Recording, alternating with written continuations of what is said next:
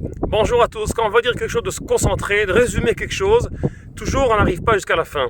On doit savoir qu'il y a toujours derrière les mots, derrière l'écriture, il y a toujours un secret.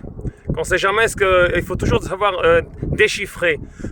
Les Yevanim, toujours ils écrivaient leur secret avec des mots qui résumaient tout, et c'est ça leur attitude. Ce qu'il y a devant nous, c'est ce qu'on voit, il n'y a pas plus.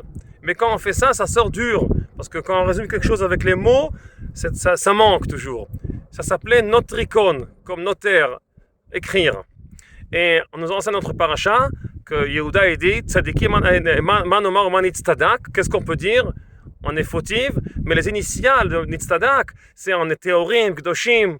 Ça veut dire c'est un notricon. La Gemara nous enseigne qu'il y a, d'où on étudie qu'on peut faire notricon, qu'on peut voir le secret dans les mots de la Torah. Ça, c'est un des exemples.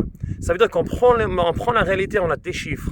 Et les Yevanim, les Grecs, c'était le contraire. Ce qu'on voit, c'est ce qu'on voit. Il n'y a pas plus que ça. Il n'y a pas le Olam Haba, il n'y a pas le paradis, il n'y a rien. Ce qu'on voit devant nous, c'est le contraire. On doit déchiffrer. Le monde, c'est que ce qu'on voit devant nos dieux, c'est quelque chose qui est résumé. On doit déchiffrer ce qu'il y a derrière, voir le secret. Et c'est comme ça qu'on pourra dire qu'on n'est pas fautif, c'est le contraire. Seulement si on voit ce qu'il y a derrière la réalité qu'on voit avec nos yeux. Shabbat shalom à tout le monde.